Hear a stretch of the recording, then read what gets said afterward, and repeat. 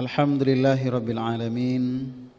Wassalatu wassalamu ala ashrafil anbiya'i wal mursalin wa ala alihi wa sahbihi ajma'in. Ashhadu an la ilaha illallah wa ashhadu anna Muhammadan abduhu wa rasuluh. Wa ba'd. Qala Allah Ta'ala fi kitabihil karim. A'udzu billahi minasy syaithanir rajim. Bismillahirrahmanirrahim. وقال الرسول يا رب إن قوم اتخذوا هذا القرآن مهجورا. Allah berfirman dalam surat Al-Furqan surat 25 ayat 30. Allah berfirman, dan Rasul sallallahu alaihi wasallam mengadukan, berkata kepada Tuhannya, curhat. Apa yang dikadukan oleh Rasul sallallahu alaihi wasallam kepada Tuhannya? Inna qaumi ittakhadhu hadzal qur'ana mahjura. Ya Allah, sesungguhnya kaumku telah menjadikan Al-Qur'an sesuatu yang tidak diacuhkan. Surah Al-Furqan ayat 30. Bapak Ibu hadirin hadirat yang berbahagia, sidang jamaah zuhur yang dimuliakan oleh Allah Subhanahu wa taala. Kita bersyukur kehadirannya Zat yang senantiasa melimpahkan rahmat dan karunia-Nya kepada kita bersama.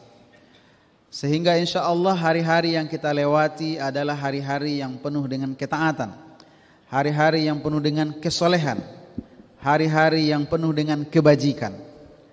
Apalagi di hari-hari Ramadan ini, siang dan malamnya bernuansa ibadah, siang dan malamnya peluang untuk melipat gandakan amal pahala.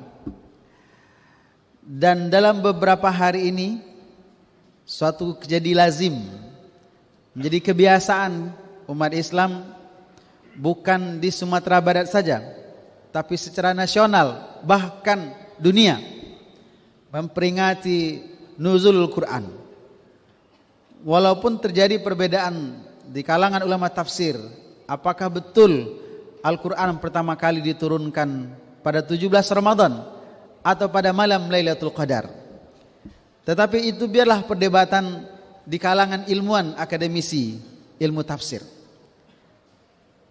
Yang jelas secara umum, simbol atau syiar-syiar keislaman di bulan Ramadan untuk daerah kita luar biasa.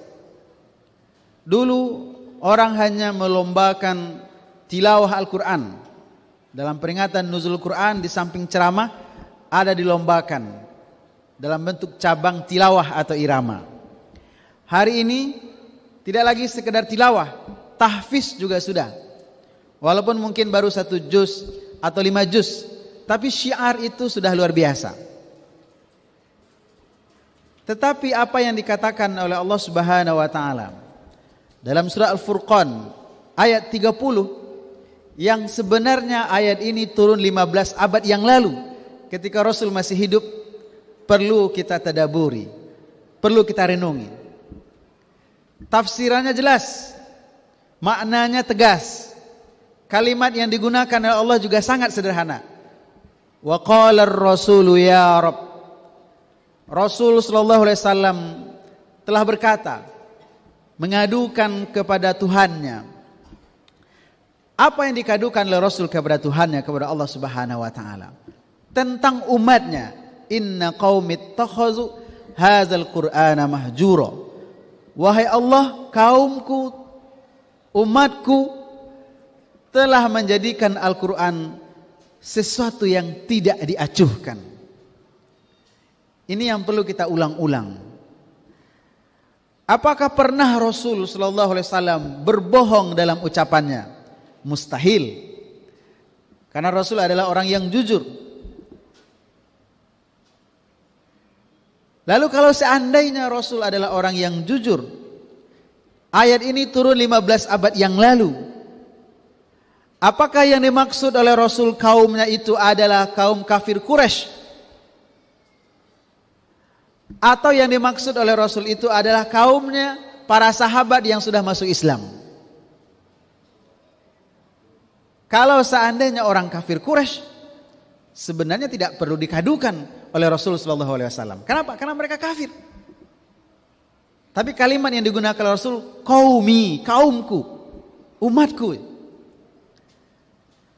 Kalau kita mengatakan, mengasumsikan bahwa yang dikadukan oleh Rasul itu adalah para sahabat yang dekat dengan Rasul, ini juga mustahil. Kenapa? Karena tabiat para sahabat generasi emas Islam itu adalah ketika mereka mendengar perintah Allah Subhanahu wa taala, spontan mereka menjalankannya.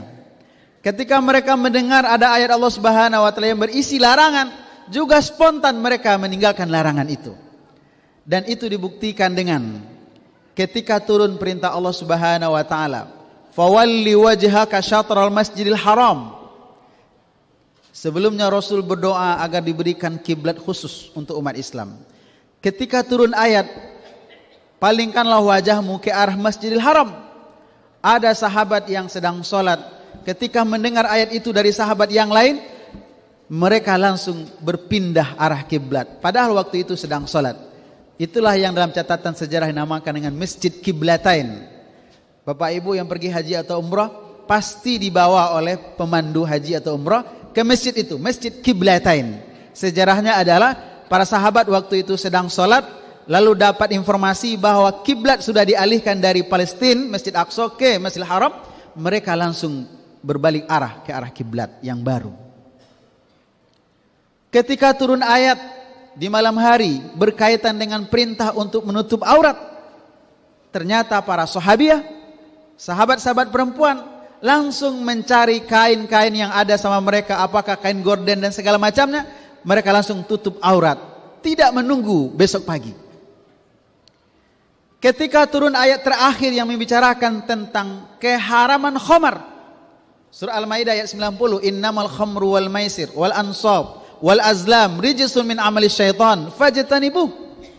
Ketika turun ayat itu, para sahabat langsung mengeluarkan semua simpanan arak mereka. Mereka tuangkan ke jalan-jalan Madinah. Sehingga dalam sejarah dikatakan sampai-sampai Madinah banjir arak. Berarti para sahabat banyak juga yang menyimpan khamar. Kenapa? Karena belum turun larangan. Tapi ketika sudah turun larangan, mereka buang semua khamar itu. Sampai diriwayatkan Madinah banjir arak. Padahal Madinah itu sama juga dengan Mekah, padang pasir, tandus. Tapi ketika dibuang khamar ke jalan-jalan itu, seolah-olah banjir arak. Yang kita garis bawahi adalah sahabat generasi emas ketika mendengar perintah Allah langsung mereka kerjakan, tidak menunggu besok atau lusa. Ketika ada larangan juga mereka segera mengamalkan, meninggalkan larangan itu. Maka mustahil yang dikadukan oleh Rasul itu adalah sahabat. Maka kata ulama tafsir yang paling mungkin adalah kita umatnya hari ini yang sudah jauh dari Rasul sallallahu alaihi wasallam. Kita mungkin alhamdulillah dengan momentum Ramadan membaca Al-Qur'an, bahkan mungkin menargetkan 1, 2 sampai 3 kali khatam selama Ramadan ini. Tetapi kata Ibnu Katsir, apa yang dimaksud dengan mahjuro? Tidak lagi mengacuhkan Al-Qur'an. Kata Ibnu Katsir adalah ketika dibacakan orang Al-Qur'an, kita tidak mendengarkannya.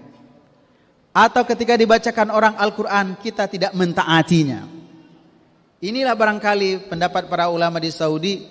Apakah boleh memperdengarkan bacaan Al-Quran di masjid dengan kaset? Sebenarnya boleh-boleh saja, itu simbol, syiar. Tapi kalau tidak ada orang yang mendengarkan, nah dikhawatirkan mahjuro, mengabaikan atau tidak mengacuhkan. Dulu juga di masjid-masjid kita di kampung ada tadarus. Manakah yang lebih baik, tadarus itu dengan mic atau duduk melingkar satu membaca yang lain mendengarkan? Bukan terdengar oleh banyak orang, tidak. Tapi idealnya wa idza quri'al Qur'an fastami'u lahu wa ansitu. Kalau ada satu orang yang membaca Al-Qur'an, yang lainnya harus mendengarkan. Itulah perintah Allah. Kenapa? Karena kalau tidak seperti itu dikhawatirkan ada yang membaca, ada yang sibuk dengan urusan yang lain, dikhawatirkan mahjuro, tidak mengacuhkan Al-Quran. Said Qutb dalam tafsirnya Fi Zilal Quran juga mengatakan hal yang sama. dianggap mahjuro itu adalah mungkin kita membacanya tapi tidak mentadaburinya, hanya sekedar membaca. Kalau sekedar membaca, insya Allah jaminan pahala sudah ada. 10 kebajikan untuk 1 huruf, seperti kata Rasul SAW. Tapi yang kita inginkan untuk kebutuhan dunia kita adalah bagaimana ayat-ayat itu hidup dalam keseharian kita. Dan itu pilihannya adalah kita baca terjemahannya, kita tadaburi maknanya satu persatu dari ayat itu. Kalau berisi perintah kita amalkan, kalau berisi larangan kita tinggalkan, barulah kita dianggap tidak mahjuro. Dan mudah-mudahan ini bisa kita lakukan di momentum Ramadan, sehingga dengan demikian kita bukan termasuk yang dikadukan oleh Rasul kepada Allah Subhanahu wa taala. Maka pendapat yang paling kuat adalah pendapat yang ketiga ini. Mungkin saja kita membaca Al-Qur'an tetapi tidak membaca terjemahannya, tidak mentadaburinya, tidak memahami maknanya. Dikhawatirkan kita dikadukan oleh Rasul, atau kita termasuk yang dikadukan oleh Rasul sallallahu alaihi wasallam 15 abad yang lalu. Semoga kita bisa merubah, menaikkan level kita dari sekedar membaca Al-Qur'an, kita naikkan pada level berikutnya, membaca terjemahannya, mentadaburinya, memahami maknanya, dan juga pada akhirnya bisa mengamalkan isinya. Maka insya Allah fungsi Al-Qur'an hudal linnasi wa bayyinatin minal huda wal furqan bisa kita buktikan dalam kehidupan sehari-hari. Billahi taufiq wal hidayah. Assalamualaikum warahmatullahi wabarakatuh.